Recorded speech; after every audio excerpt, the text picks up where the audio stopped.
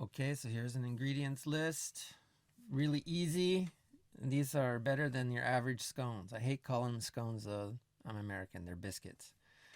So you take your flour and you can sift it in. You don't have to sift it, but doesn't hurt.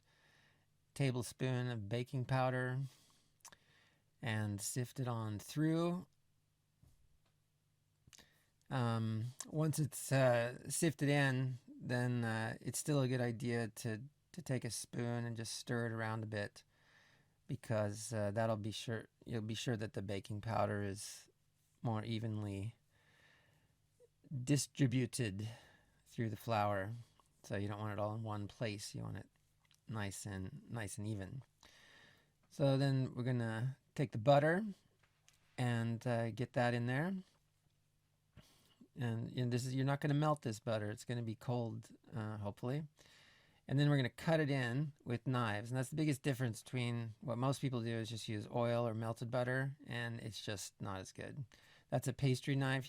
We can also use that, but it's easiest to start with the knives, where you're just cutting the butter into the flour with the motion you see there. And as it breaks up a bit, then it starts to become easier to use the pastry knife. If the butter's in a big chunk, the pastry knife's not the best thing to start with. But so I can just use the pastry knife to finish it off.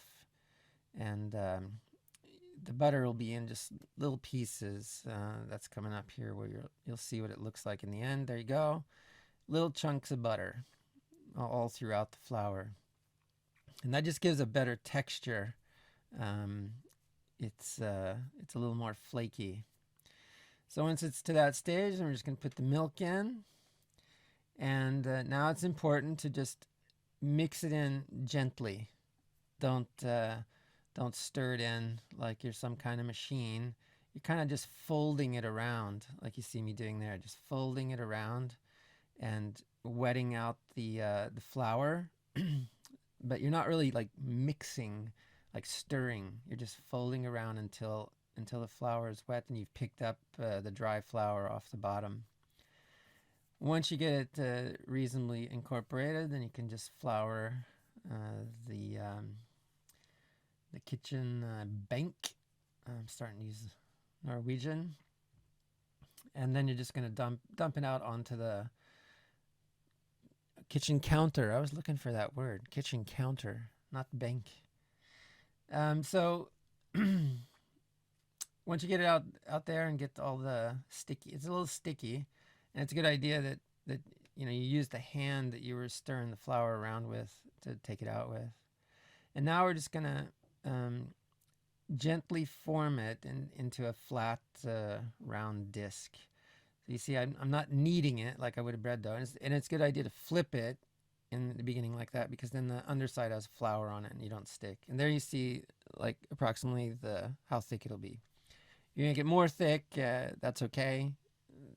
You can find that out as you experiment with this basic dough. Hardest part is finding a glass that has the right size. That one's like maybe a little big, but it's okay. And then you can just cut out these little round guys. When you can't cut anymore, then you just take the dough and reform it. The ones you make with that bit of dough are a bit weird, but they're actually in some ways even better, I think. But they're like kind of uneven, but it's all right. And that last little bit I just form into the last one. So then you can pick out the ones you want to bake that morning. You can bake them all if you want, but these are best fresh. And so what I do with the rest then is I put them on one of our famous blue plastic trays, and I throw it in the freezer and freeze them like that, just open. And once they're frozen on that tray, then I put them in a plastic bag and you can take them out individually. So the ones you're going to bake, you can bake them at about 200 to 220 for about 12 minutes. You'll have to get to know your oven, see what works there. You see, those are the first ones and those are the second ones, how they look a little weird, the second ones. So they have a lot of butter in them, but the only thing good to go with butter is more butter. And then it's nice with something a little sweet, some jam or some honey. And a cheese omelet's not too bad either to have with your biscuits. They're not scones.